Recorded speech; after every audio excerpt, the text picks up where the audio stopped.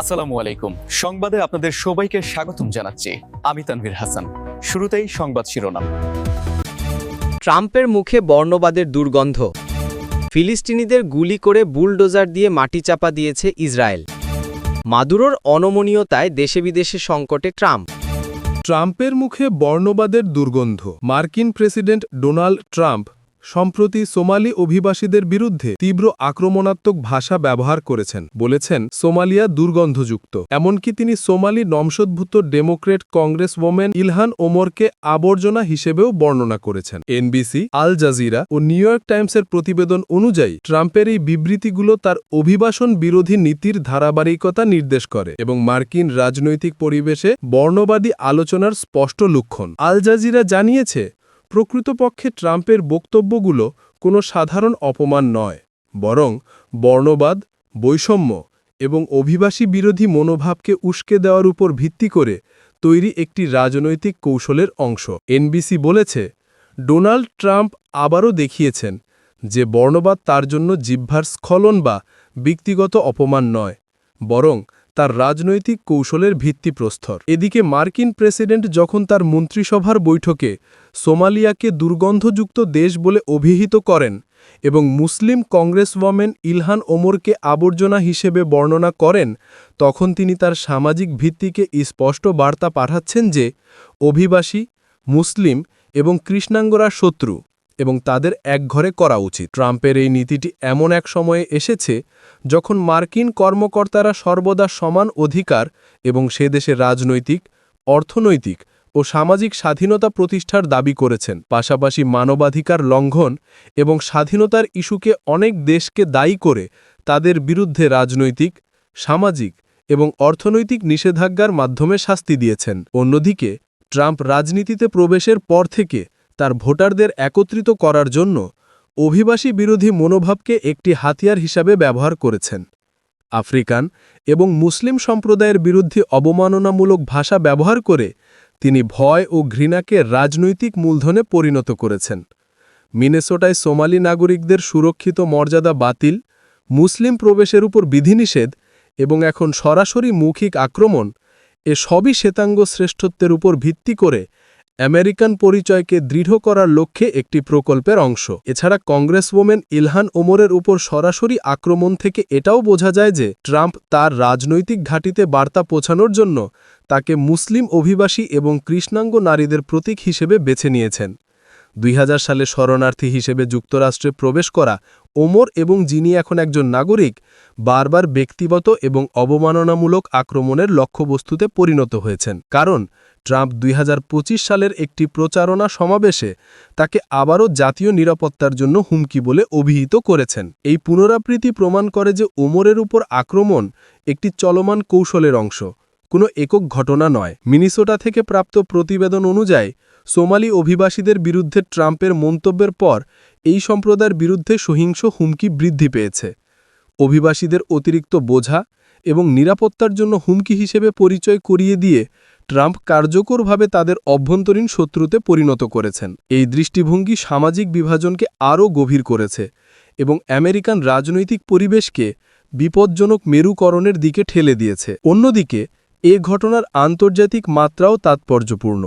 যখন মার্কিন প্রেসিডেন্ট এই ভাষায় একটি দেশকে বর্ণনা করেন, তখন এই মন্তব্যগুলো কেবল সেই দেশের অভিবাসীদের মধ্যেই সীমাবদ্ধ থাকে না, বরং আফ্রিকান দেশগুলো এবং ইসলামী বিশ্বের সঙ্গে ওয়াশিংটনের কূটনৈতিক সম্পর্ককেও প্রভাবিত করে। এ ধরনের বক্তব্য পারস্পরিক আস্থা কমানো, কূটনৈতিক উত্তেজনা বৃদ্ধি এবং এমনকি আন্তর্জাতিক প্রতিষ্ঠানগুলোতেও আমেরিকার অবস্থানকে দুর্বল করতে তুলতে পারে। আফ্রিকান দেশগুলো এই মন্তব্যগুলোকে তাদের সার্বভৌমত্ব এবং জাতীয় মর্যাদার সরাসরি অপমান হিসেবে মনে করে এবং নেতিবাচক প্রতিক্রিয়া অনিবার্য হবে।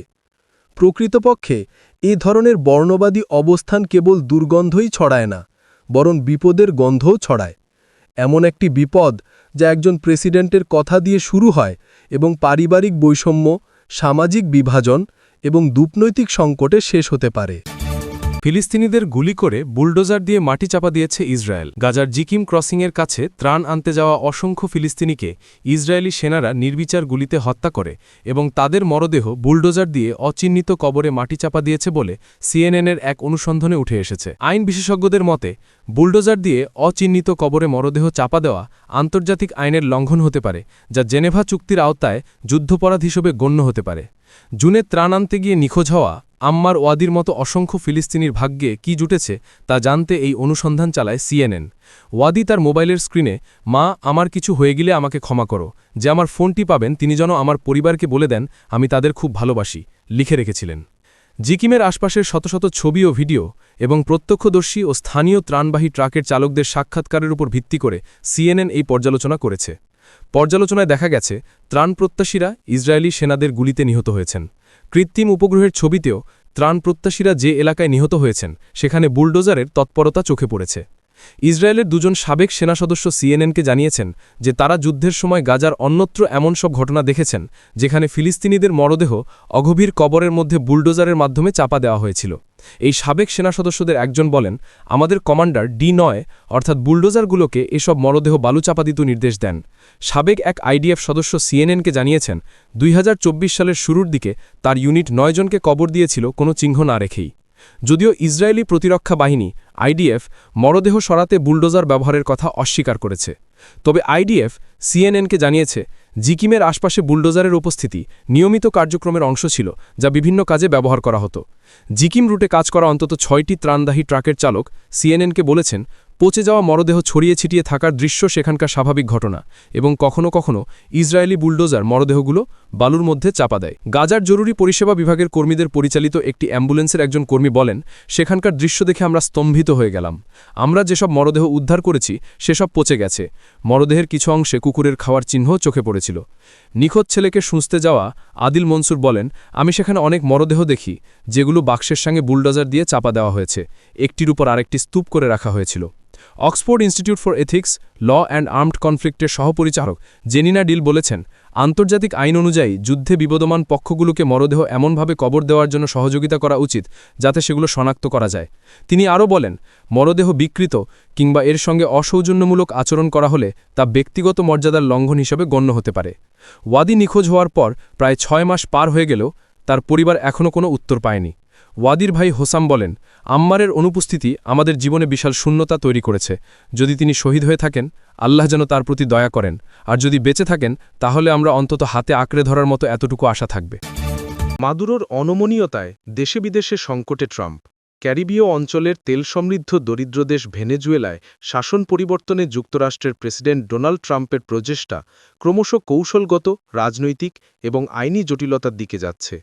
এক্ষেত্রে যুক্তরাষ্ট্রের দেশ ছাড়ার আহ্বান ভেনেজুয়েলার প্রেসিডেন্ট নিকোলাস মাদুরোর কড়া ভাষায় প্রত্যাখ্যান এবং তার অনমনীয় মনোভাব ট্রাম্প প্রশাসনের জন্য এই সংকট আরও জোরালো করেছে।